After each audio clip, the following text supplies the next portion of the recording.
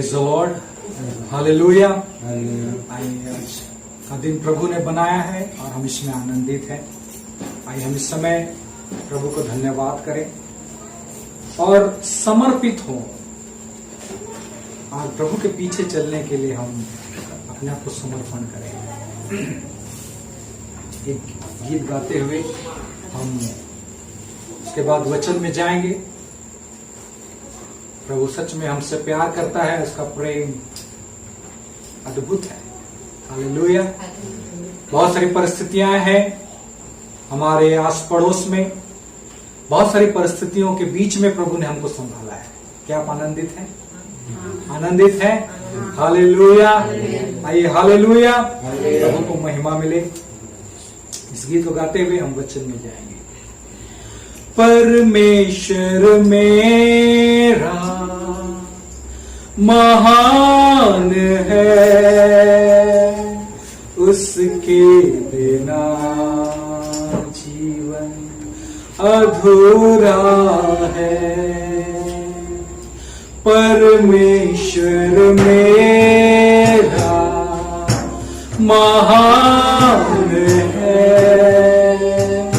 उसके बिना जीवन अधूरा है।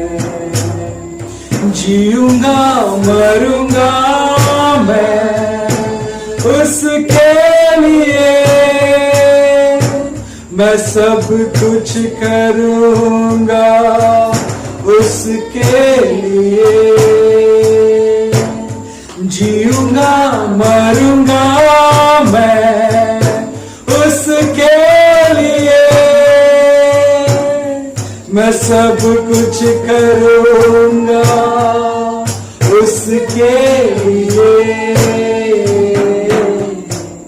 परमेश्वर मेरा महान है,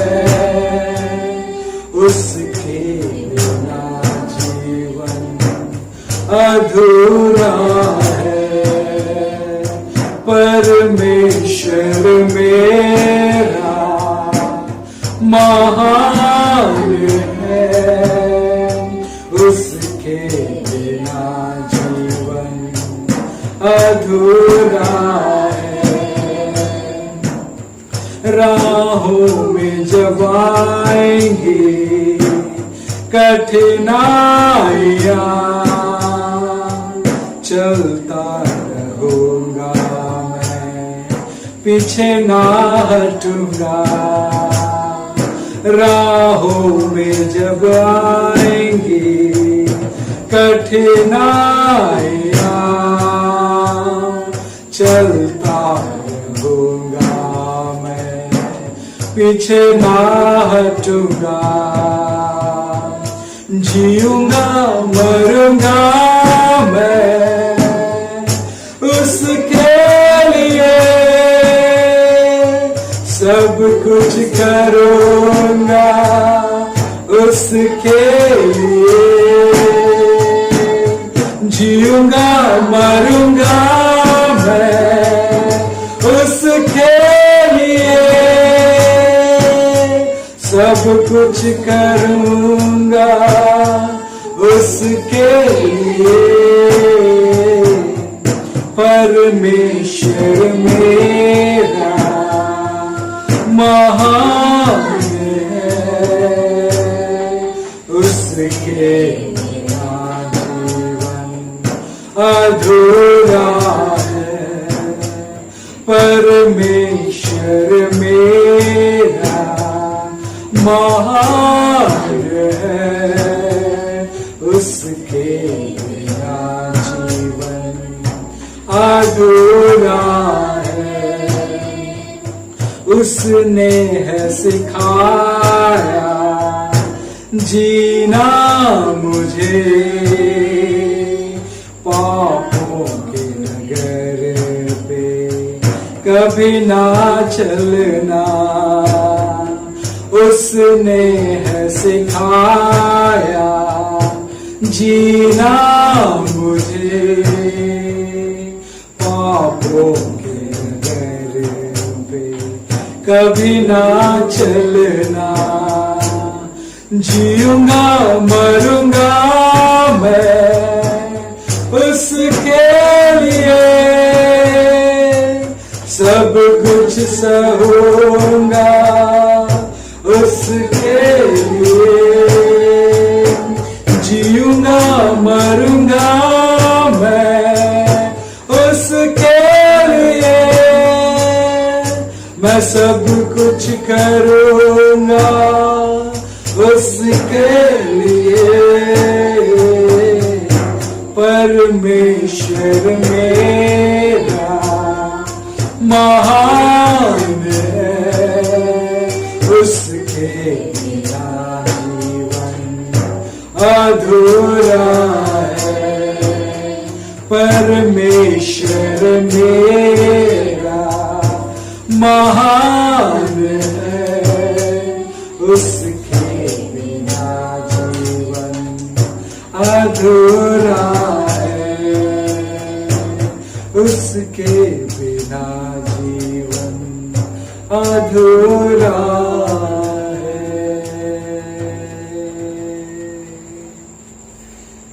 प्रभु हम धन्यवाद करते हैं, सच में आपके बिना हमारा जीवन का कोई अर्थ नहीं है। प्रभु आप मार्गदर्शन करने वाला परमेश्वर है, जीवन का मार्ग आप है, आपके वचनों के द्वारा हमसे बातें करें। धन्यवाद यीशु मसीह के सामर्थ्य नाम से, amen. Praise the lord, hallelujah. प्रभु का नाम की महिमा हो। परमेश्वर महान है और सच में वही है जो हमको सिखाता है, चलने सिखाता है, हमको राह दिखाता है और हमें आशीष देता है। Amen. Praise the lord, hallelujah. आइए हम पढ़ेंगे प्रभु के वचन में से और जानेंगे वो जो हमारा चट्टान है वो यीशु मसीह है। हालेलुया। वही हमारा चट्टान है, वही हमारा स्रोत है, वही हमारा आशीष है। आमेन। इसीलिए दाऊद इस बात को समझते हुए, जानते हुए वो इस बात को लिखता है कि निरंतर करुणा और भलाई जीवन भर मेरे साथ बने रही और मैं यहोवा के धाम में निवास करूंगा। आमीन। मेरे प्यारो, वो सच में भला है और सच्चा है।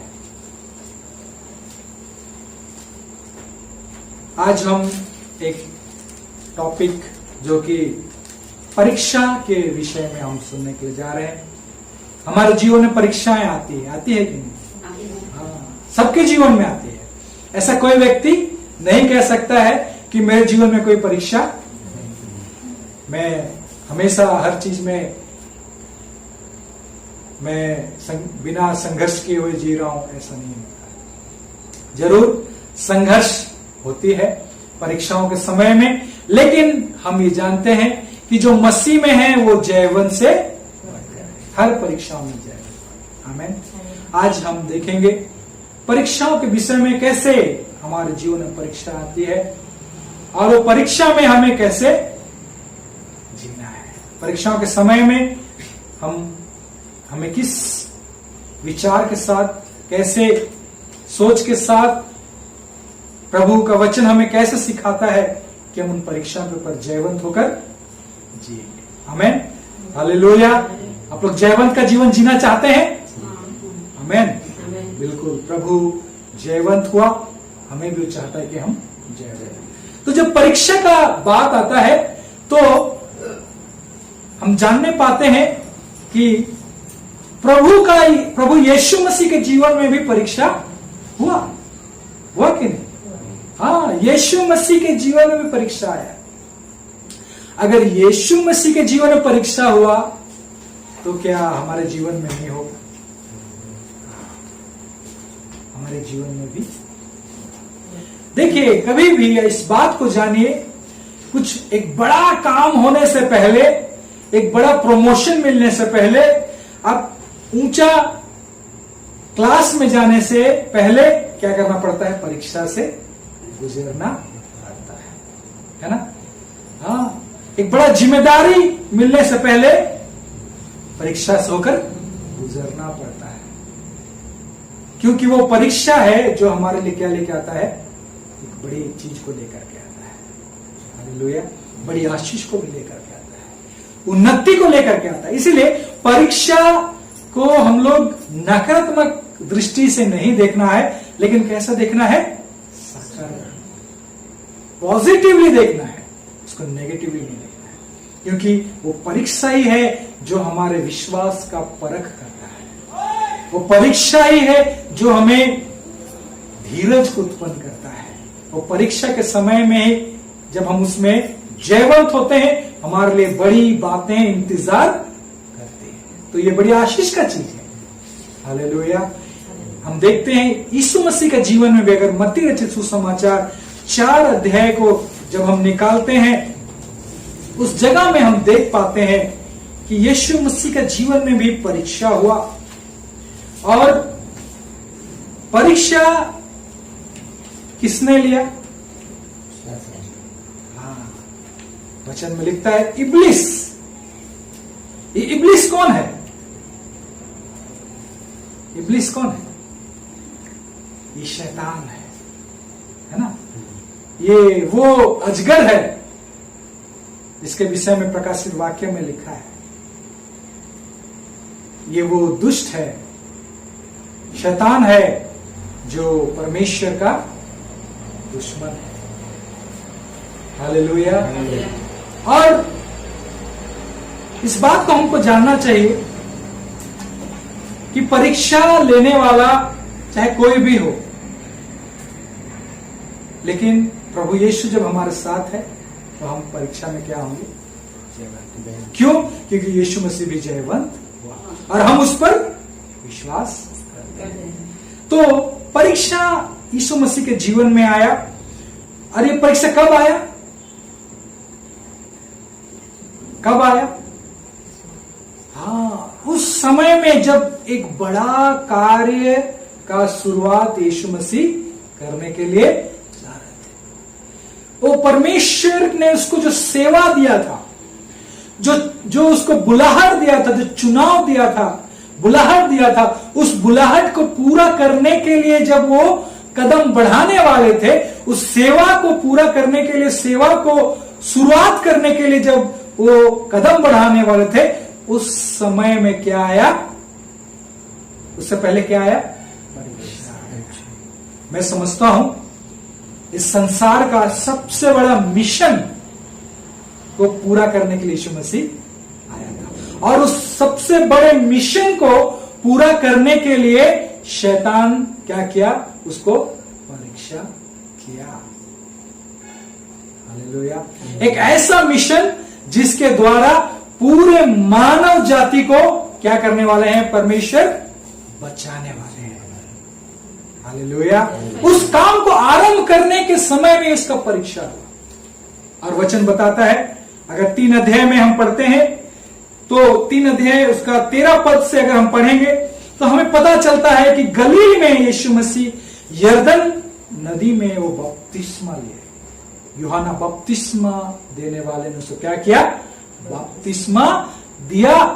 और उस समय में पवित्र आत्मा से भरकर कपोत के रूप में पवित्र आत्मा उस पे उतरा और एक आकाशवाणी हुई। क्या आकाशवाणी हुई? अगर ये पढ़ेंगे हम लोग 17 पद को पढ़िए जोर से।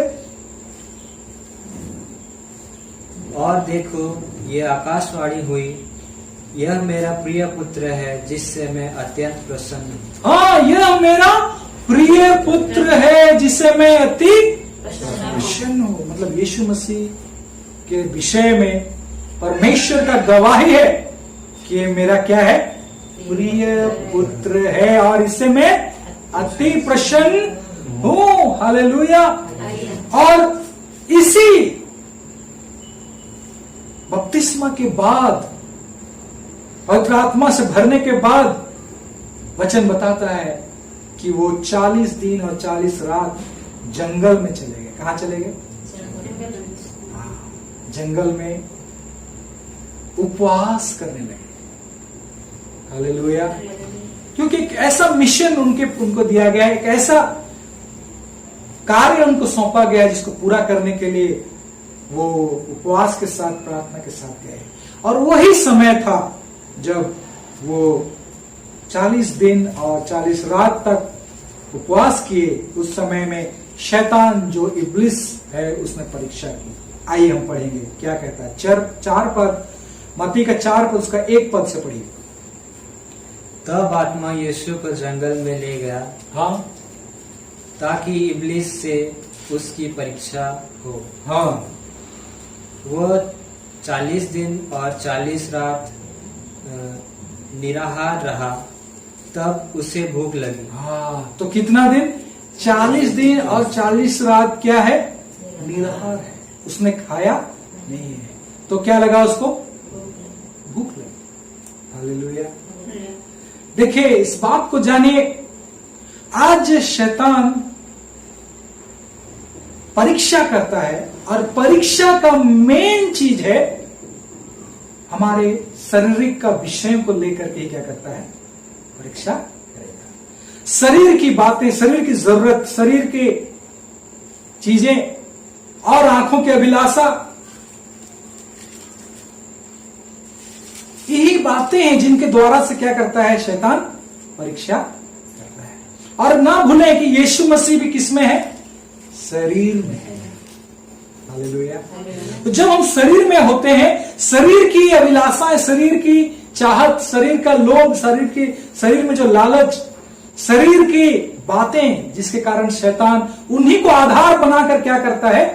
परीक्षा करता है, करता आया है, किया, करता आया है और करता भी रहेगा। इसलिए जब तक हम शरीर में हैं, हमारे जीवन में परीक्षाएं आएंगी। इसीलिए हर एक व्यक्ति को क्या होना चाहिए? सतर्क रहना चाहिए। क्या होना चाहिए? सतर्क रहना चाहिए, अलर्ट रहना चाहिए। ये ना सोचे कि मैं बहुत जान गया हूं, मैं तो बहुत प्रार्थना करता हूं, मैं तो बहुत वचन जानता हूं, इसलिए मैं कभी परीक्षा में नहीं गिरूंगा। ये सोच के कभी मत रहिए। हमेशा आप सावधान रहिए। क्यों? क्योंकि शैतान क्या करता है? इन्हीं शरीर की बातों में लेकर के परीक्षा करता है, और जब तक हम शरीर में हैं तब तक ये संभावना होता है कि हम परीक्षा में गिर जाएं। परंतु जब हम सावधान होते हैं और प्रभु के वचनों में हम ध्यान रहते हैं और प्रभु में हम अलर्ट रहते हैं, तो वो हमको गिरा नहीं सकता है। जब हम आत्मा में हम अलर्ट रहते हैं, आत्मिक बातों में हम एक्टिव रहते हैं, तब शरीर के काम पे हमें जय नहीं पा सकता। Hallelujah, praise the Lord. तो यीशु मसीह को क्या लगी? भूख लगी, क्योंकि 40 दिन और 40 रात वो क्या रहा? निराहार रहा। और उस समय में क्या होता है? पढ़िए। तब परखने वाले ने पास आकर उससे कहा, तब परखने वाले ने पास आकर उससे कहा, यदि तू परमेश्वर का पुत्र है तो कह दे कि ये पत्थर रोटियां बन जाए। हाँ, वाह, क्या समाधान है। अरे कोई गलत बात बोल रहा है क्या? यीशु मसीह को तो भूख लगा है। जब भूख लगता है तो कहां जाते हैं? रोटी ढूंढते हैं कि रोटी मिल जाए। और शैतान भी तो ठीक ही कर रहा है। एक प्रकार से आप देखेंगे तो आपको लगेगा कि क्या कर रहा है? उसको भूख लगा है तो उसको रोटी का रास्ता दिखा रहा है, रोटी खाने का रास्ता दिखा रहा है, जरिया बता रहा है कि तुम भूखे हो, पत्थरों को क्या कहो? रोटी बन जाए और तुम खा सकते हो, तुम अपना भूख मिटा सकते हो। हाँ, अगर यीशु मसीह को इतना ही खाना था तो 40 दिन और 40 रात वो उपवास, खाना ही उसको इतना प्रिय होता तो वो उपवास नहीं करते। लेकिन शैतान क्या करना चाहता है? उपवास के समय में आपको क्या करना चाहता है? तोड़ना चाहता है। उपवास के समय में आपको खाने के विषय को दिखाना चाहता है, आपके शरीर का जरूरत को दिखाना चाहता है, शरीर की बातों से क्या करना चाहता है? आपको आपका जो केंद्र है, आपका जो लक्ष्य है, उसको तोड़ना चाहता है। यीशु मसीह जानते थे कि खाना ही नहीं, मैं जो आज उपवास कर रहा हूं तो उपवास करने के पीछे मेरा उद्देश्य क्या है?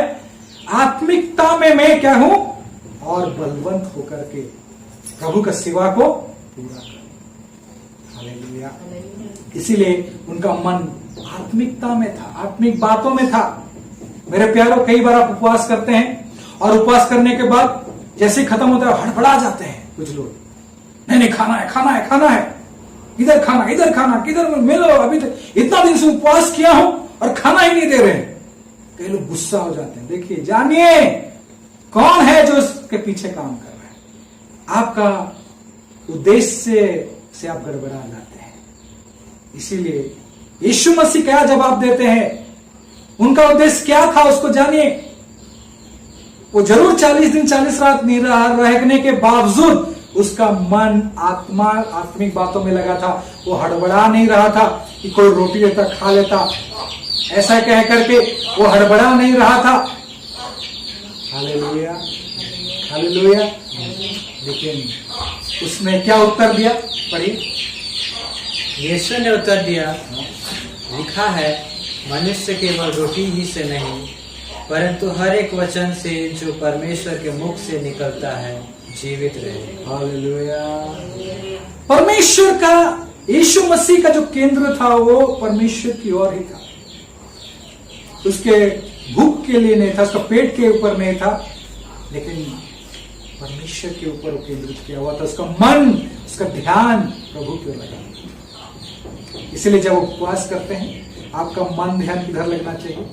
प्रभु की ओर। कुछ लोग उपवास करने के समय अभी जाएंगे तो खाना खाएंगे, अभी जाएंगे तो क्या खाएंगे, अभी जाएंगे तो ऐसे बनाएंगे, अभी जाएंगे तो वैसे बनाएंगे।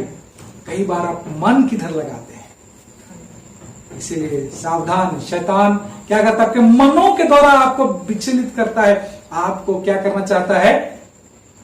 वो आपको डिस्टर्ब करना चाहता है। आपने जिस उद्देश्य के साथ में उपवास किया कि परमेश्वर के आत्मा में बढ़े, प्रभु की ओर मन लगाए, अब शारीरिक कामों को मारे, आत्मा में बढ़े। कई बार शैतान चाहता है कि आपका ध्यान उधर से हटाकर शारीरिक बातों में लगाए। लेकिन यीशु मसीह जानते थे कि मनुष्य केवल रोटी से नहीं परंतु परमेश्वर के मुख से निकलने वाले हर एक वचन से जीवित रहेगा। Hallelujah, hallelujah. हाँ, इसीलिए कई बार शैतान ऐसा प्रतीत होगा जैसे कि वो हमारा मदद भी करने के लिए आ रहा है? कई बार ऐसा प्रतीत होगा। यीशु मसीह को भूख लगा, वह रोटी लेकर के आया, वो ऐसा लगेगा जैसे कितना ख्याल रखता है हमारा। तो कई बार ऐसे लगेगा कि शैतान हम जैसे परीक्षा के समय में जैसे परीक्षा करेगा तो ऐसा लगेगा। शैतान कई बार उसका चाल ऐसा होगा कि लगता है कि वो जो कर रहा है तो सही है, लेकिन जानिए उसका पीछे उसका उद्देश्य एक ही है, परमेश्वर से दूर करना। परमेश्वर की बातों में मन लगाने से आपको डिस्टर्ब करना, आपका मन को विचलित करना, आपके मन को उससे दूर करना, यही उसका काम है। हालेलुया।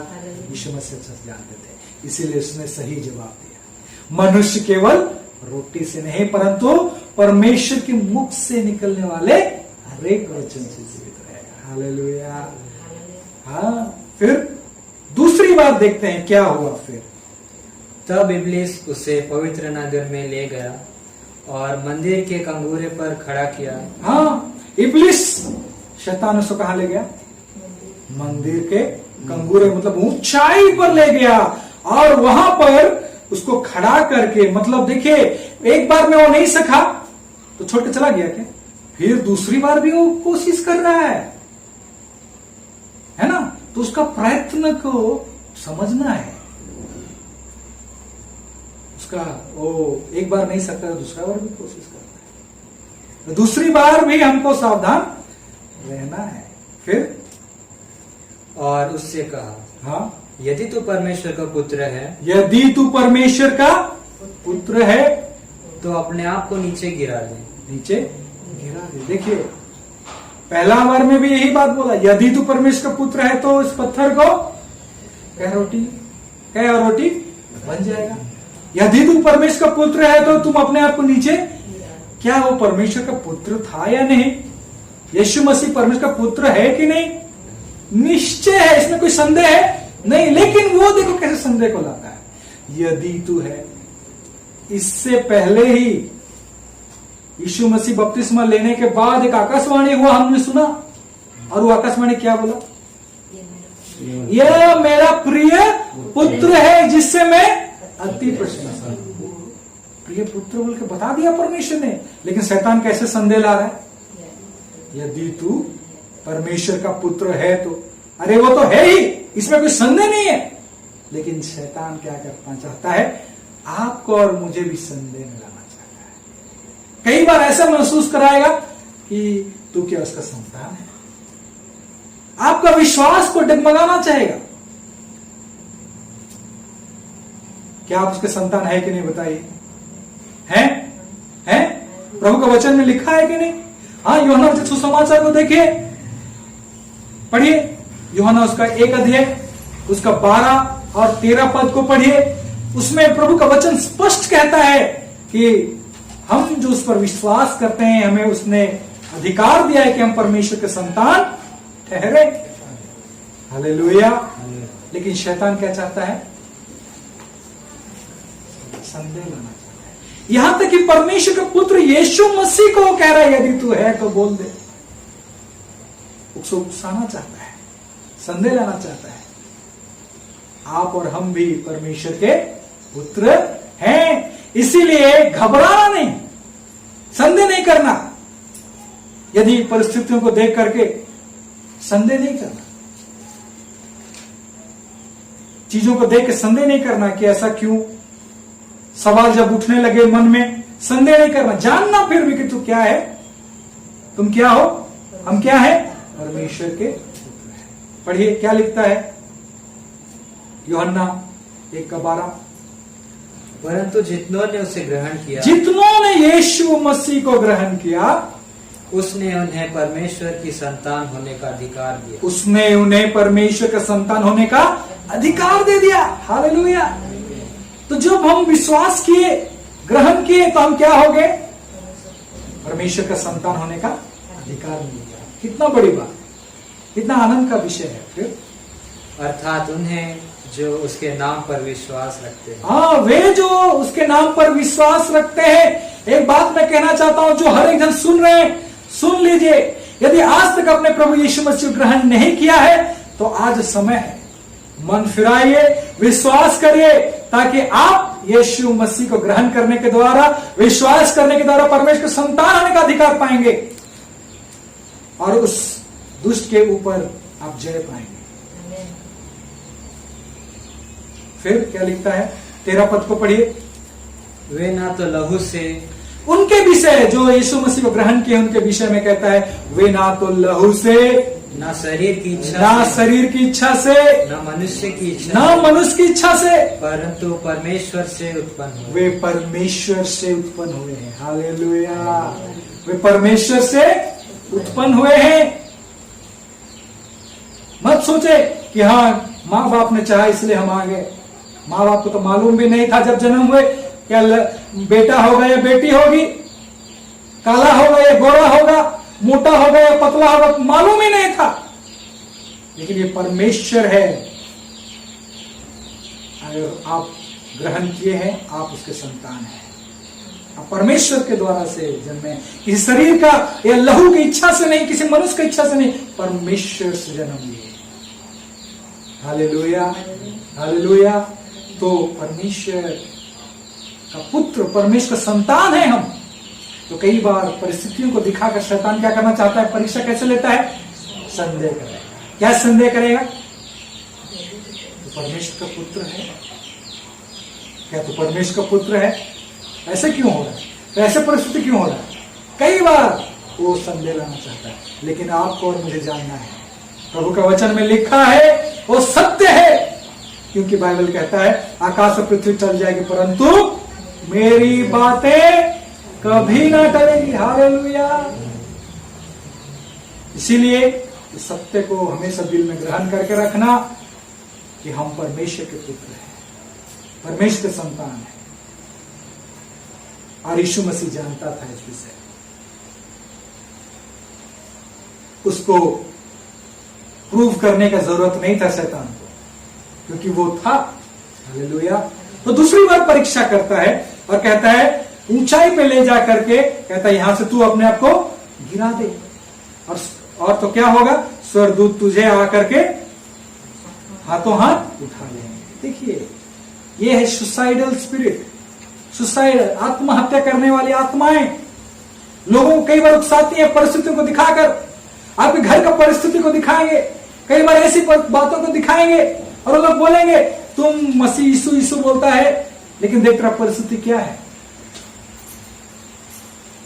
इससे अच्छा तो तुम मर जाता, इससे अच्छा तो कूद के जान दे दे, इससे अच्छा तो गाड़ी के सम्मुख आ जा, ट्रेन में चल जा, अपना जीवन को खत्म कर ले। कई बार ऐसी से भावनाएं के द्वारा से क्या करती हैं वो।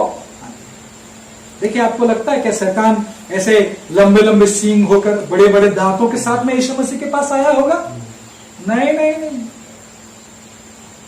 वो भावनाओं में ही आता है, वो हमारे सोच विचार में आकर क्या करता है, हमको परीक्षा करता है।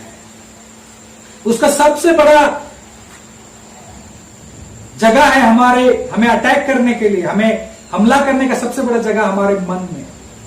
वो विचारों को डालता है, सोच को लेके आता है, और इसी रीति से वो क्या करता है, हमला करता है।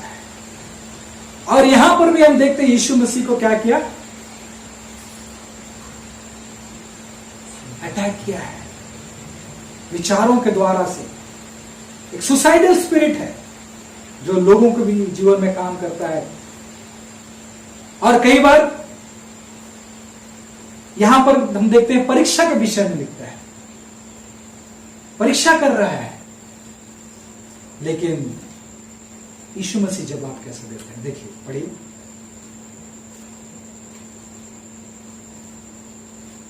यीशु ने उससे कहा, यह भी लिखा है। हाँ, यदि तुम कहते हो ऐसा लिखा है, ये सच है कि परमेश्वर अपने बच्चों को सुरक्षा देता है। यदि गिर भी जाए, कोई एक्सीडेंट होता है, कई बार तो बचाता है कि नहीं? आपको भी महसूस किए, रास्ते में जाते हुए बड़ा एक्सीडेंट हो जाता है, लेकिन प्रभु कुछ भी नहीं। कई बार ऐसा होता है हमारे जीवन में, मेरे जीवन में कई बार मैंने इस बात को देखा है। कई बार ऐसे बड़े बड़े एक्सीडेंट हो जाते हैं जहां लगता है कि शायद थोड़ा सा होने से मैं खत्म, लेकिन प्रभु ने बचा लिया। गाड़ी में चलते हुए गाड़ी थोड़ा के लिए बच गए, प्रभु का सुरक्षा, प्रभु का स्वर्गदूत हमको बचा लेता है। हाँ, प्रभु बचाते हैं, इसमें कोई संदेह नहीं है। लेकिन यीशु मसीह को कह रहा है, यदि तू परमेश्वर का पुत्र है तो गिरा और स्वर्गदूत तुझे बचाएंगे। हम ये जानते हैं कि स्वर्गदूत हमें बचाते हैं, इसलिए हमें परमेश्वर की परीक्षा लेने की जरूरत नहीं। Hallelujah, hallelujah. और यीशु मसीह ने क्या कहा, ये भी लिखा है। क्या कहा, ये भी, अगर वो बात है, हाँ ये सच है, हम मानते हैं कि वो स्वर्गदूत हमको बचाते हैं, लेकिन ये भी तो लिखा है। क्या लिखा है, तू प्रभु अपने परमेश्वर की परीक्षा ना कर। हाँ, कि परमेश्वर का परीक्षा हमको नहीं लेना है कि हाँ अभी देखते हैं तो देख के देखते हैं परमेश्वर बचाता है कि नहीं। परीक्षा नहीं लेना, हम तो विश्वास करते हैं वो बचाता है, और हम जानते हैं वो बचाता है। इसका मतलब ये नहीं है कि बाइक को लेकर के हम किसी गाड़ी के साथ में लगा दे देखते हैं कि बचाता है। हमको परीक्षा करने की जरूरत नहीं है, हम जानते हैं हमको बचाता है, बचाया है और बचाता है। हालेलुया। इसीलिए शैतान बहुत चालाक है। प्रभु का वचन में तो लिखा है कि हमको बचाता है स्वर्गदूत, और सच में बचाता है, लेकिन परमेश्वर को उसके द्वारा परीक्षा करना चाहा। लेकिन यीशु मसीह ने कहा, उसके मानसाओं को जानकर, उसकी इच्छा, उसके उद्देश्य को जान करके, शैतान का उद्देश्य को जान करके यीशु मसीह ने ऐसा भी तो लिखा है कि तू अपने परमेश्वर की परीक्षा ना लेना। हालेलुया। हाँ, फिर इब्लीस उसे एक बहुत ऊंचे पहाड़ पर ले गया और सारे जगत के राज्य और उसका वैभव दिखाकर उससे कहा, यदि तू गिरकर मुझे प्रणाम करे तो मैं ये सब कुछ तुझे दे दूंगा। तब यीशु ने उससे कहा, हाँ, तो देखिए, जब इन बातों में उसने नहीं सका तो उसको कहां ले गए, ले गया ऊंचा स्थान में, पहाड़ में ले गया। और इस सब में हम एक चीज देखते हैं कि वो वचन को लेकर के ही लड़ाई कर रहा है। क्या कर रहा है? वचन को ही लाके परीक्षा कर रहा है। इसीलिए हर एक वचन के जानने वालों, विश्वास करने वालों, मैं एक बात बोलना चाहता हूं। आप वचन, कई लोग हैं जो वचन को ले करके उसको ढाल बनाते हैं और शैतान का उद्देश्य को पूरा कर देते हैं। कई लोग जो शराब पीते हैं वो क्या बोलते हैं, अरे यीशु मसीह ने तो दाखरस बनाया काना नगर में, तुम हमें पीने के लिए क्यों मना करते हो? देखिए, प्रभु का वचन से ही वो लेकर के बोलेंगे। ऐसे ही शैतान है, लेकिन जान लो ये शैतान का एक चाल है। यहां पर भी हम देखते हैं शैतान क्या कर रहा है, वचनों को ही लाकर क्या कर रहा है, हमला कर रहा है, परीक्षा कर रहा है। तो आवश्यक है हमको ये बात को जानना कि हमें उस सही वचन को उस समय में हमको थामना है। जैसे यीशु मसीह ने उस सही वचन को लेकर के आया और शैतान के विरुद्ध में इस वचन को इस्तेमाल किया। हम जानते हैं वचन क्या है। आत्मिक युद्ध में वचन क्या है? तलवार के समान है। विश्वास क्या है? ढाल है। किसी का पुस्तक में लिखता है यदि हम विश्वास किए हैं तो उसका वो जो हमको चलाएगा वो हमें नहीं लगेगा, और हम जब वचन से बोलेंगे तो तलवार उसके ऊपर चलेगा। हालेलुया। इसीलिए वचन को सही रीति से समझना और सही परिप्रेक्ष्य में, बैकग्राउंड में, कंटेक्स्ट में समझना हमारे लिए आशीष का कारण है। नहीं तो हम क्या हो जाएंगे? वचन में हम भरमान जाएंगे। हालेलुया। और यहां पर जब वो नहीं सका तो उसने तीसरा बार उसको परीक्षा किया, और इस बार क्या किया? वो सारे संसार को दिखाया। किसको दिखाया? संसार को, संसार का वैभव को, संसार का इज्जत मान सम्मान, संसार का धन दौलत, संसार का चकाचौंध, रंगीनपन को, सब चीज को दिखाया। ये सारे चीज शारीरिक ही है कि नहीं? उस राज्य को दिखाकर उसने कहा, यदि तू गिर कर मुझे प्रणाम करे तो ये सब कुछ तुझे दे दूंगा। तो आज हमको समझना है कि शैतान का चाल कैसा है। शैतान जरूर क्या करता है? प्रतिज्ञा करता है। शैतान जरूर हमको प्रॉमिस करता है कि मैं तुम्हें दे दूंगा, धन दूंगा, तुम्हें उन्नति दूंगा, तुम्हें विख्यात कर दूंगा, तुम प्रचलित हो जाओगे, पॉपुलर हो जाओगे, पद दूंगा, सब कुछ। लेकिन आप जानते हैं वो सब कुछ आप पा करके भी आप नाश हो सकते हैं। इसीलिए वचन में लिखा है, यदि एक मनुष्य पूरे संसार को प्राप्त कर ले और अपना प्राण खो दे तो क्या लाभ? कुछ लाभ है क्या? कोई लाभ नहीं। लेकिन प्रभु का धन्यवाद हो, क्या परमेश्वर हमको इस संसार की चीजें, हमारी आवश्यकताओं को देना नहीं चाहता है? निश्चय चाहता है देने के लिए। हाँ, ऐसा नहीं है कि परमेश्वर नहीं देना चाहता है, क्योंकि अगर आप वचन में पढ़ेंगे, बाइबल में लिखा है, आप मत्ती रचित सुसमाचार उसका 6 अध्याय उसका 24 पद से अगर आप पढ़ते जाएंगे तो उसमें सारे विषयों के विषय लिखा है, जरूरत के विषय लिखा है। चाहे वो हमारे खाने पीने के विषय है, पहनने के विषय है, रहने का विषय है, हमारे जीने का जितना आवश्यकता के विषय, सबके विषय लिखा है। और 31 को पढ़िए, उसमें प्रभु का वचन लिखता है कि इन सारे विषयों के लिए तुम चिंता नहीं करना। पढ़िए मत्ती 6 का 31 पद को। इसलिए तुम चिंता करके यह न कहना कि हम क्या खाएंगे और क्या पहनेंगे, क्या पिएंगे या क्या पहनेंगे, क्योंकि अन्य जातियां इन सब वस्तुओं की खोज में रहती है। हाँ, देखिए, ये मत बोलना, इस चिंता करके नहीं बैठना संसार की चीजों के लिए, में नौकरी के विषय चिंता करके, ये अपना भविष्य के विषय चिंता करके, घर कपड़ा, मकान, खाना पीना, इन सारे विषयों की चिंता करके नहीं बैठना। क्यों? क्योंकि ये सारे विषयों के लिए कौन चिंता करता रहता है? अन्य जाति, जो परमेश्वर को नहीं जानते। परंतु बाइबल में लिखता है तुम्हारा परमेश्वर पिता जानता है तुम्हारी जरूरतों को। लिखा है कि नहीं? वो तुम्हारा परमेश्वर पिता जानता है तुम्हारी जरूरतों को। लेकिन एक काम करना। क्या काम करना? पढ़ो 33। हाँ 33।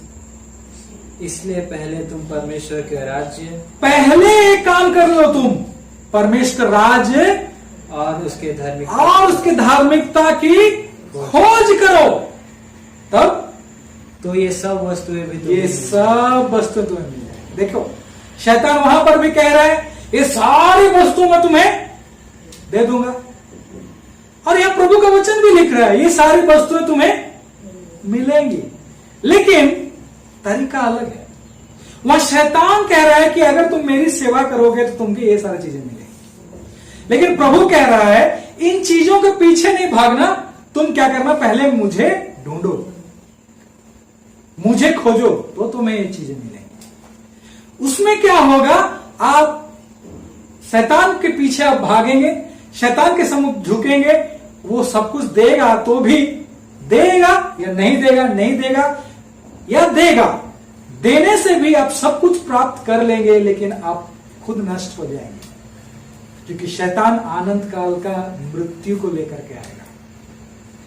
लेकिन यीशु मसीह कहते हैं कि पहले तुम क्या करो? परमेश्वर के राज, उसकी धार्मिकता खोज करो, उसको ढूंढो, ये सारी बातें तुम्हें मिल जाएंगी। तो प्रभु को यदि हम खोजते हैं, पहले उसके राज खोजते हैं, उसकी धार्मिकता खोजते हैं, तो ये सारी चीजें तो मिलने की हैं, और उसको मिल करके आप आनंद के साथ में इसका उपभोग कर सकते हैं, और साथ साथ आनंद जीवन प्राप्त कर सकते हैं। Hallelujah, hallelujah. तो हम क्यों नहीं परमेश्वर को पहले ढूंढे, अपना जीवन उसमें सुरक्षित कर ले? क्योंकि यदि हम अपना जीवन सुरक्षित नहीं है, तो अगर संसार को हम जीत लें तो क्या होगा? अपना जीवन को खो दे तो कोई लाभ का नहीं है, कोई मतलब का नहीं है। लेकिन शैतान परीक्षा क्या करता है? यदि तू मेरे सम्मुख में घुटने टेके तो मैं तुम्हें दे दूंगा। लेकिन हमको जानना है कि सब चीज किसका है? परमेश्वर का है। हालेलुया। हाँ, शैतान का सामर्थ्य है, वो काम करता है, वो धन दौलत जुगाड़ कर सकता है, आपको नाम दे सकता है, आपको मुकाम दे सकता है, आपको एक पद भी दिला सकता है, लेकिन ये जान लीजिए कि वो एक दिन आपको विनाश में लेके जाएगा। लेकिन यदि प्रभु के अधीन होकर प्रभु को आप ढूंढते हुए आप रहेंगे, प्रभु भी आपको आशीष करेगा और सारी जरूरतों को पूरा करेगा। हालेलुया। इसलिए प्रभु को ढूंढिए, शैतान की परीक्षाओं में नहीं पड़ना, और ये जान लेना कि यहां पर जैसे देखिए वो परीक्षा करता गया, उसका परीक्षा करने का एक ही उद्देश्य है। वो क्या करना चाहता है? परमेश्वर से आपको दूर करना चाहता है। तीसरा जो परीक्षा के उसमें हम देख पाते हैं, धीरे धीरे करके वो क्या करना चाहता है? लोगों को परमेश्वर से दूर करना चाहता है। और यहां पर यीशु मसीह से क्या कह रहा है? यदि तुम मेरे सामने घुटने टेके तो सब चीज दे दूंगा। लेकिन यीशु मसीह ने क्या कहा? क्या उत्तर दिया? पढ़िए। तब यीशु ने उससे कहा, हाँ, हे शैतान दूर हो जा, हे शैतान दूर हो जा, क्योंकि लिखा है। देखिए, वचन से ही शैतान को वार करना है। जब हमारे मन में सोच विचार आएंगे, हमारे विचारों में शैतान जब अपने विचार को डालेगा, हमको प्रभु का वचन को स्मरण करके उस विचारों के विरुद्ध में हमको क्या करना है? परमेश्वर वचन को चलाना है, उस तलवार को चलाना है। और उसने कहा, हे शैतान दूर हो जा। हमें अधिकार है कि नहीं शैतानों को दूर करने, सांप और बिच्छू को रौंदने का? हर एक विश्वास करने वाला उसका संतान है, उसका अधिकार है। जैसे बाइबल में लिखा है, तुम सांप और बिच्छू को रौंदोगे और शैतान को भगाओगे। यीशु मसीह ने उसको भगाया, दूर हो जा, क्योंकि लिखा है। क्या लिखा है? तू प्रभु अपने परमेश्वर को प्रणाम कर और केवल उसी की उपासना कर। हाँ, केवल उसी की उपासना कर, उसी को प्रणाम कर, उसी के सामने झुकना और किसी के सामने नहीं झुकना। हालेलुया।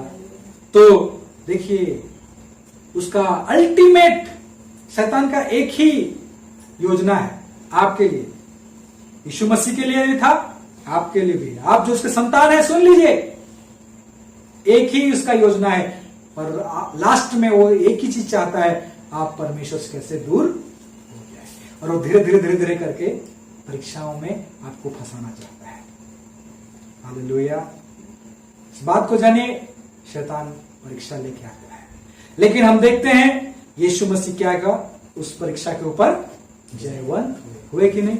हाँ, फिर क्या होता है 11 पद में, तब शैतान उसके पास से चला गया। हाँ, जब आप प्रभु का वचन को उसको दिखाएंगे, वो क्या होगा आपके पास से, वो बोलेगा ये इससे नहीं सकेंगे, ये तो वचन समझता है और जानता है, इससे लड़ना आसान नहीं है। हालेलुया। और शैतान चला गया। फिर और देखो, स्वर्गदूत आकर उसकी सेवा करने लगे। और स्वर्गदूत आकर उसकी सेवा करने लगे। Hallelujah, praise the Lord.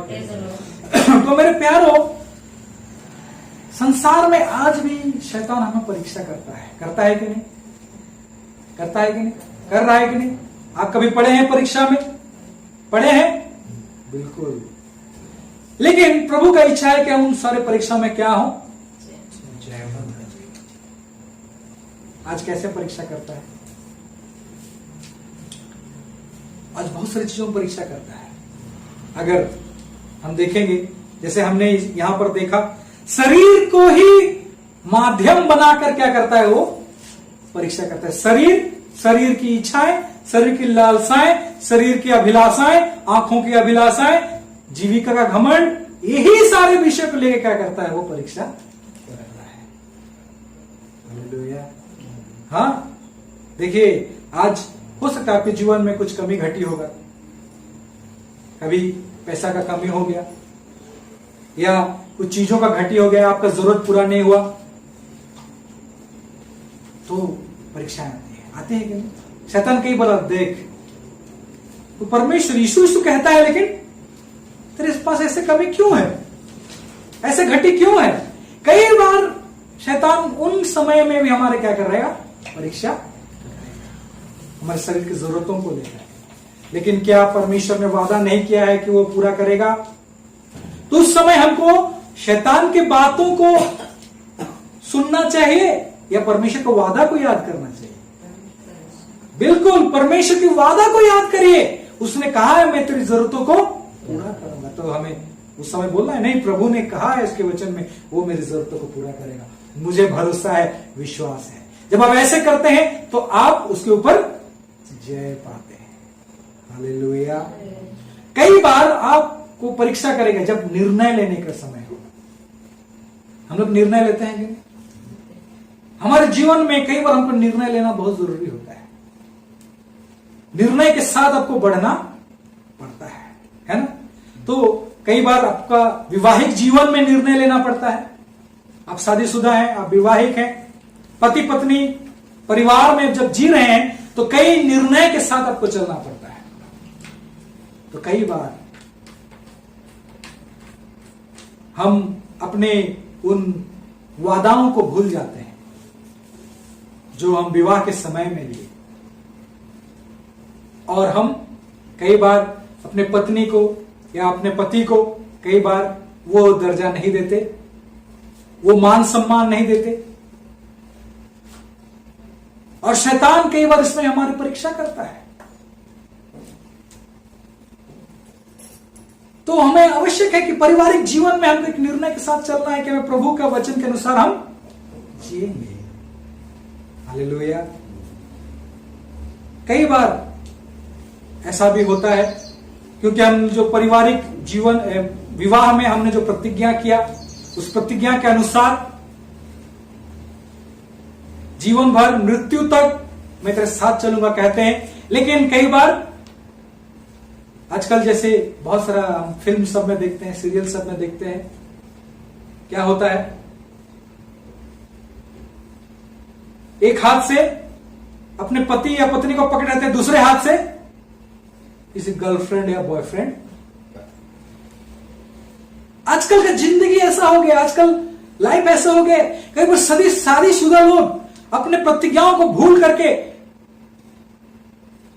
उन लोग क्या कर रहे हैं? संसार में मन लगा रहे हैं, दूसरों के साथ में रिश्ता रख रहे हैं, जो कि कतई वचन के आधार पे नहीं है। शैतान परीक्षा कर रहा है। आपको भूलना नहीं चाहिए कि शैतान आपको परीक्षा कर रहा है। इसलिए इसके द्वारा आपने जो निर्णय लिया है पारिवारिक जीवन में जीने का, अपने पत्नी के साथ में जो निर्णय लिया है, जो प्रतिज्ञा क्या है उसके अनुसार चलने का, उसमें शैतान आपको परीक्षा कर रहा है मेरे भाई मेरे बहन। इसलिए सावधान रहे।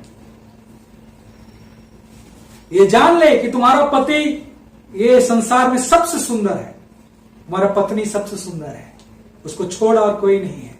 इसीलिए अपना मन इस संसार में नहीं भटकाना, परंतु उसके साथ विश्वास योग्यता से जीना। जान ले इसमें शैतान तुम्हें परीक्षा कर रहा है। और कई बार हम लोग बहुत सारे निर्णय लेते हैं, जैसे नौकरी करने में, कमाने के लिए बहुत सारे निर्णय लेते हैं। उसमें भी शैतान कई बार हमारे परीक्षा करता है कि हम कैसे कमा रहे हैं। कई लोग सोचते हैं कमाना, हम जैसे भी हो, हमको जो भी हो, हमको पैसा कमाना है।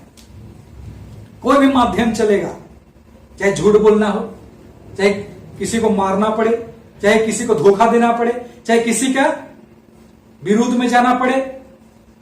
कई बार कई लोग किसी भी रीति से क्या करना चाहते हैं, शैतान उनको परीक्षा करता है और कई बार लोग उसमें पड़ जाते हैं और कई बार फंस जाते हैं। इसलिए सावधान कि हम कैसे कमा रहे हैं। क्या परमेश्वर आशीष करने वाला नहीं है? परमेश्वर तो आशीष करने वाला परमेश्वर है, वो मल्टीप्लाई करने वाला परमेश्वर है। हम देखते हैं जब जरूरत था 5,000 लोगों को खिलाने के समय में उनके पास क्या था? 5 रोटी और 2 मछली था। यीशु मसीह ने उसको क्या किया? गुणन कर दिया, आशीष किया कि 5,000 लोग खा पाए। तो क्या परमेश्वर क्या हमको बढ़ा नहीं सकता है? उन्नति नहीं कर सकता है? निश्चय करता है उन्नति। लेकिन किसी को धोखा देके, किसी को लूट के, किसी का मार के अगर हम कमाने का सोचते हैं, ये शैतान हमको परीक्षा करता है। इसलिए सावधान रहना। इन विषय में शैतान हमको परीक्षा करता है। कई बार mobile, internet, laptop system, personal system, TV, इनके माध्यम से भी शैतान क्या करता है? परीक्षा करता है। कई बार आप मोबाइल में लगे रहते हैं, कई लोग सेल्फी लेते रहते हैं, बार बार यहां सेल्फी, कुछ किया तो जो खाया तो सेल्फी करके छोड़ देंगे, फेसबुक में छोड़ देंगे, व्हाट्सएप में छोड़ देंगे, कुछ भी करते हैं तो छोड़ते रहते हैं। मोबाइल आज ऐसा बन गया है कि लोग दिखावा करना शुरू कर दिए हैं, अपना पर्सनल जिंदगी को लोगों को दिखाते रहते हैं। सावधान रहना है। आज लोग फेसबुक में, व्हाट्सएप में और इंटरनेट में ऐसा खो गए हैं कि उन लोग कितने घंटों उसमें बिता देते हैं, उनको समझ में नहीं आता है।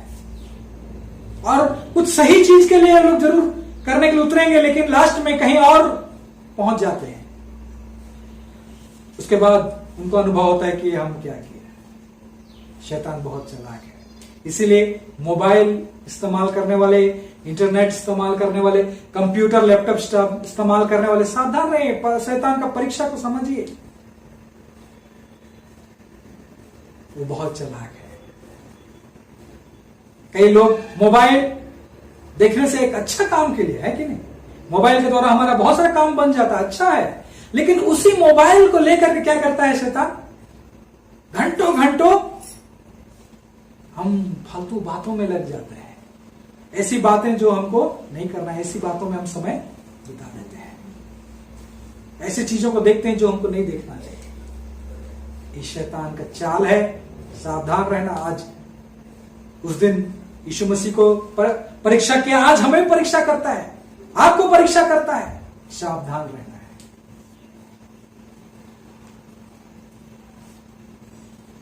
कई लोग बहुत सारा मैसेज, गलत मैसेज सब फॉरवर्ड कर देते हैं। बीते दिनों में कुछ लोग ऐसे विवाद करने वाली मैसेज सबको दे और बहुत लोग फंस गए।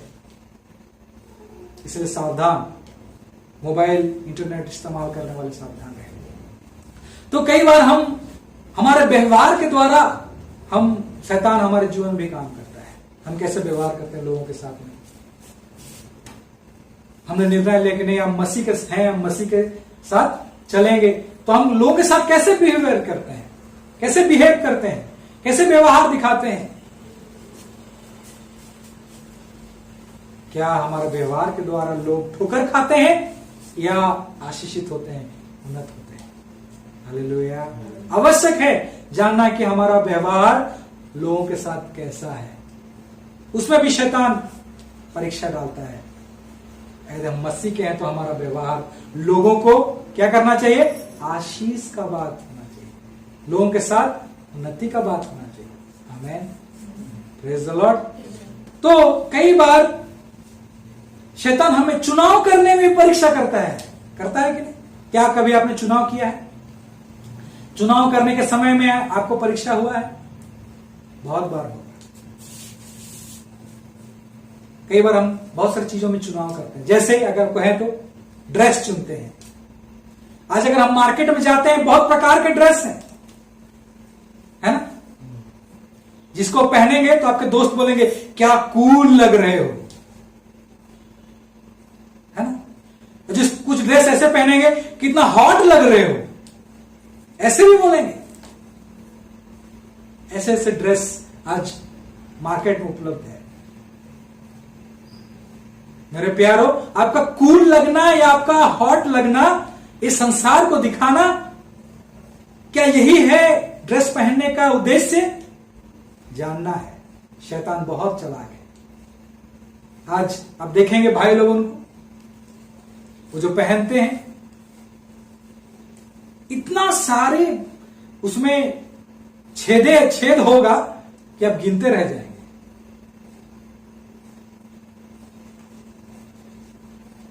क्या ये दिखाने के लिए, क्या दिखाना चाहते हैं हम लोग?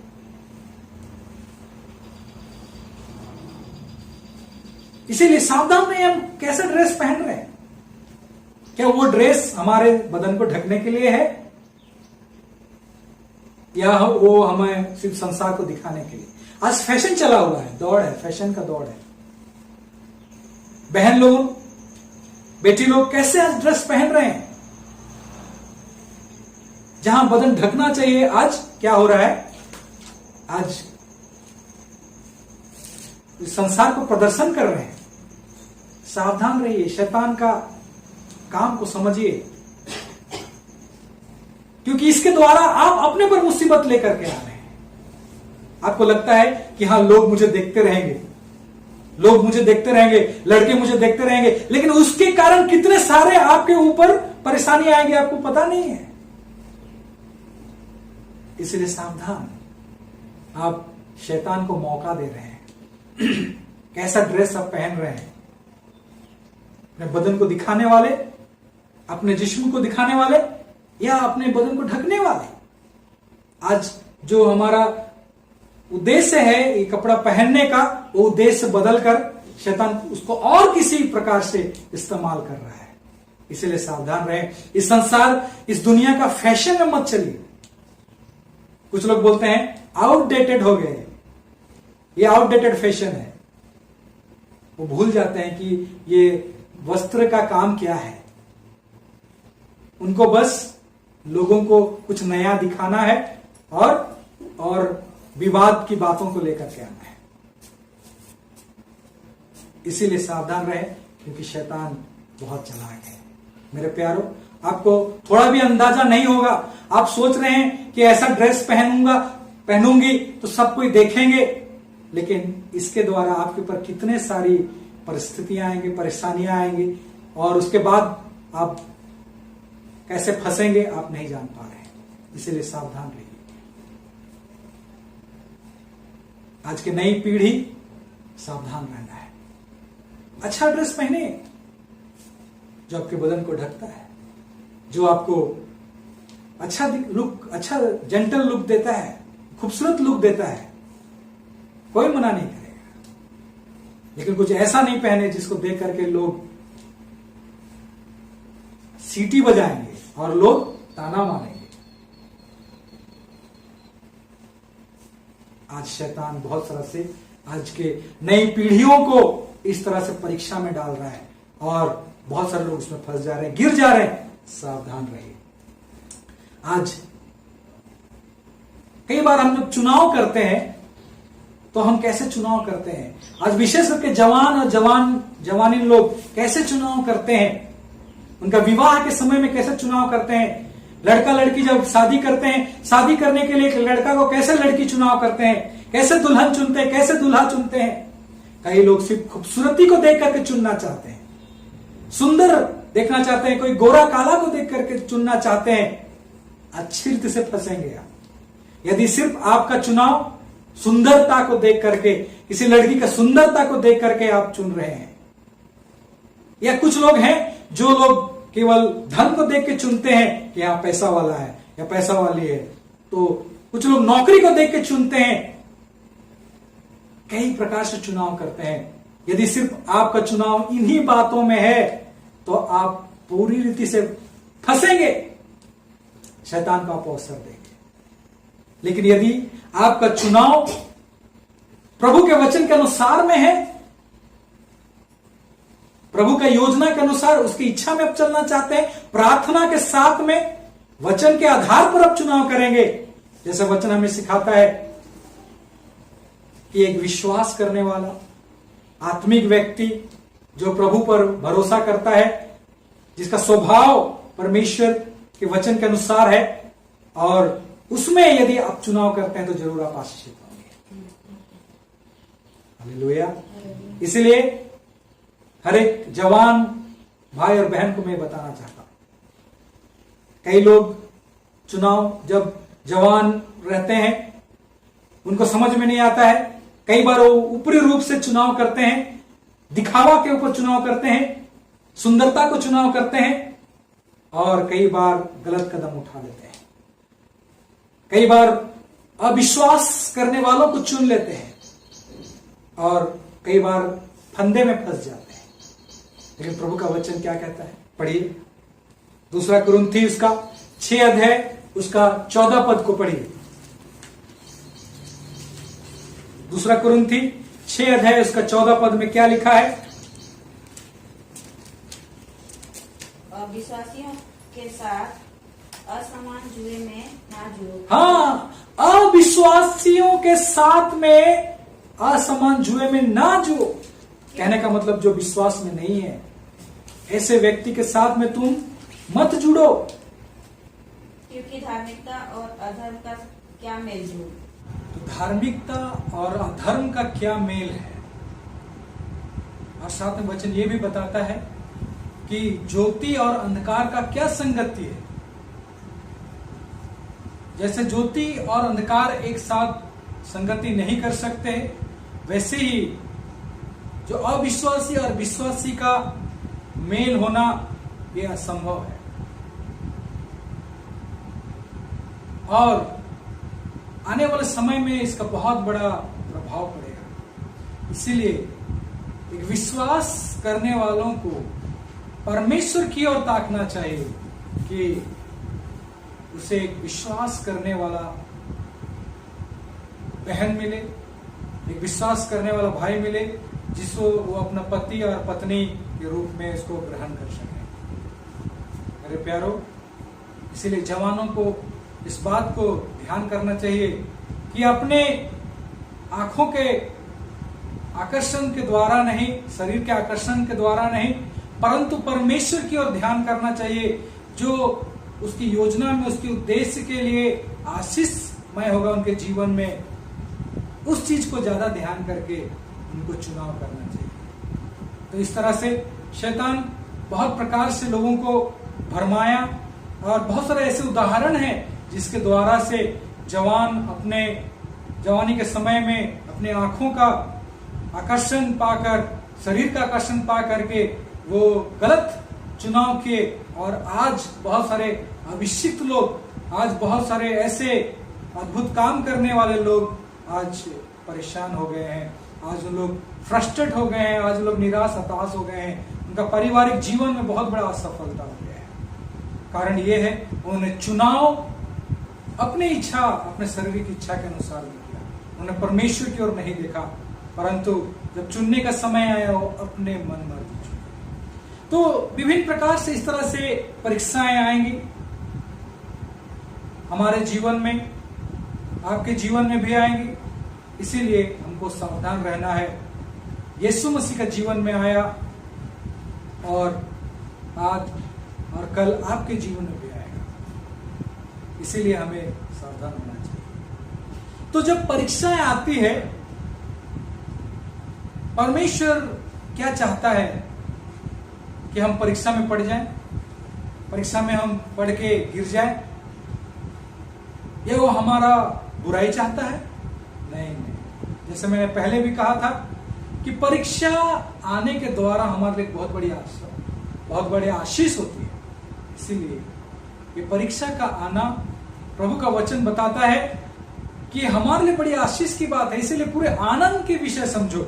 अगर याकूब का पुस्तक उसका 1 अध्याय में हम पढ़ते हैं, 1 अध्याय इसके 2 पद में पढ़ता हूं, सुनिएगा ध्यान से। उसमें लिखता है, हे मेरे भाइयों, जब तुम नाना प्रकार की परीक्षाओं में पढ़ो तो इसको पूरे आनंद के बाद समझो, यह जानकर कि हमारे विश्वास के परखे जाने से धीरज उत्पन्न होता है, और धीरज को अपना पूरा काम करने दो कि तुम पूरे और सिद्ध हो जाओ और तुम में किसी बात की घटी ना रहे।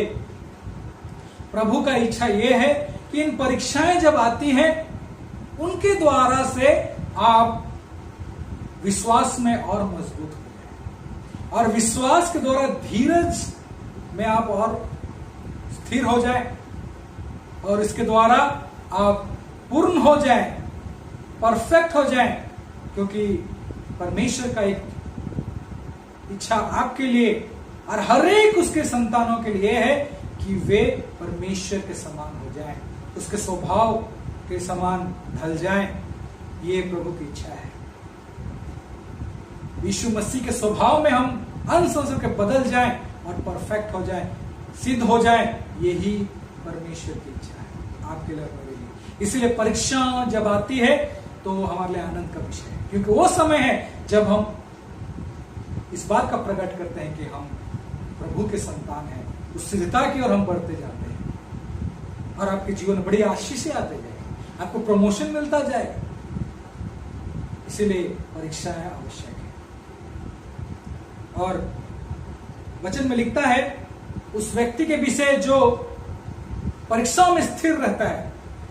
12 पद में, याकूब का 1 अध्याय का 12 पद में लिखा है, धन्य है वह मनुष्य जो परीक्षा में स्थिर रहता है, क्योंकि वह खरा निकलकर जीवन का वह मुकुट पाएगा जिसकी प्रतिज्ञा प्रभु ने अपने प्रेम करने वालों से की है।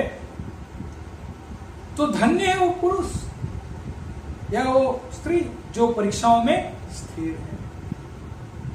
तो परीक्षाएं आएंगी, आप स्थिर होते हैं, आपके लिए जीवन का मुकुट तैयार रहता है। इसलिए परीक्षाओं के समय आपको जानना है, आनंदित होना है और उसके ऊपर जय पाना है। आप अपने बल पे नहीं पा सकते हैं, अपने सामर्थ्य नहीं कर सकते हैं, प्रभु यीशु मसीह के सामर्थ्य करें। क्योंकि जब आप उसके साथ चलते हैं, निश्चय वो आपको जय देने के लिए तैयार है, क्योंकि आप उसके संतान हैं। इसीलिए क्योंकि परमेश्वर आपसे बहुत प्यार करता है, आप स्थिर हो। ऐसे जब चुनाव करने का समय होगा, निर्णय लेने का समय होगा, परिस्थितियों के बीच में परीक्षाएं जब आती हैं, तब आप प्रभु की ओर देखिए, ऊपर देखिए, क्योंकि सारी बातें, जैसे 17 पद में अगर हम पढ़ते हैं उसमें लिखता है, क्योंकि हर एक अच्छी वरदान और हर एक उत्तम दान ऊपर ही से है और ज्योतियों के पिता की ओर से मिलता है, जिसमें ना तो कोई परिवर्तन हो सकता है और ना अदल बदल के कारण उस पर छाया पड़ती है। मतलब जो चीज ऊपर से आती है, परमेश्वर की ओर से आती है, वो अच्छा है, उत्तम है।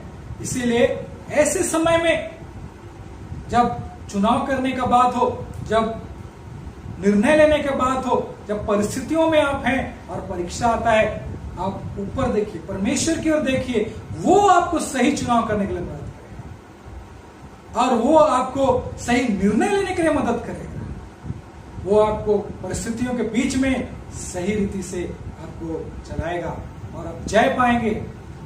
और जब ऊपर की ओर देखेंगे, आपके लिए उत्तम चीज है जो कि आशीषमय ही होगा। इसीलिए जब परीक्षा आता है, आपको घबराना नहीं है, डरना नहीं है, परेशान नहीं होना है। लेकिन जैसे यीशु मसीह के जीवन में परीक्षा आया, तब वो लड़ा और शैतान का हर एक बात का जवाब दिया प्रभु के वचन से। उस तलवार से उसने वार किया और सत्य को थामे रहा। मेरे प्यारो, आप भी प्रभु का वचन को लेकर खड़ा है।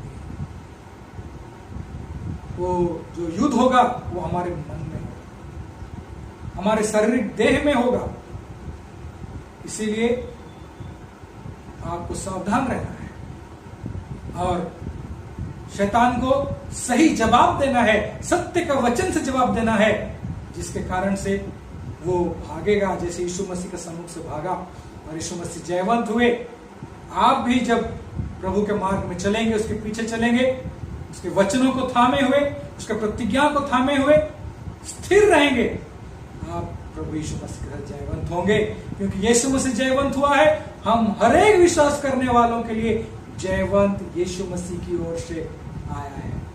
इसीलिए उसको विश्वास से थामे और परीक्षाओं के समय आप निराश हताश ना हो, लेकिन विश्वास से चलिए, स्थिर रहिए और आप देखेंगे आपका जीवन प्रभु की योजना में, प्रभु के उद्देश्य में, और जैसा प्रभु आपको बनाना चाहता है उसके स्वभाव में आप ढलते जाएंगे, परफेक्ट होते जाएंगे और परमेश्वर का महिमा के कारण ठहरेंगे।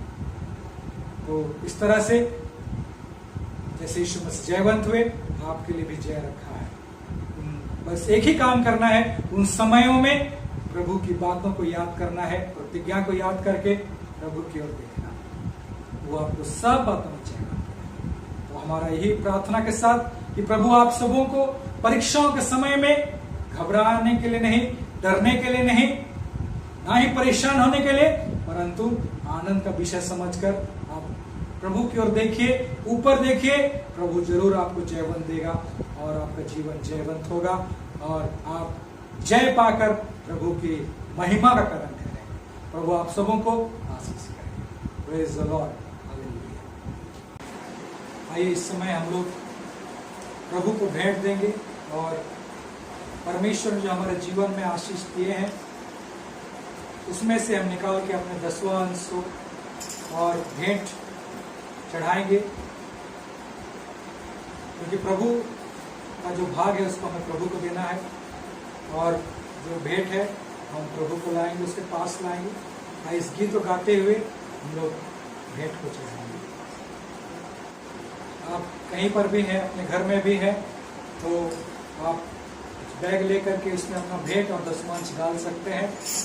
और जब भी कलीसिया में आते हैं या आपका फैमिली विजिट करते हैं, उस वक्त आप उसको पास्टर्स को उनको दे सकते हैं, ताकि वो कलीसिया में आ सके और प्रभु की सेवा में इस्तेमाल हो सके।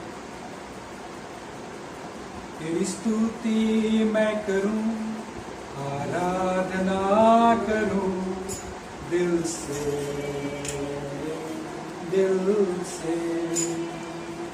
तेरी स्तुति मैं करूं, आराधना करूं दिल से, दिल से।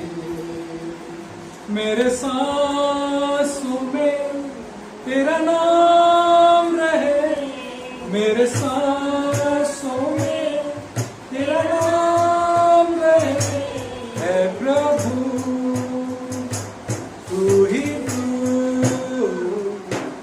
तेरी स्तुति मैं करूं, आराधना करूं दिल से,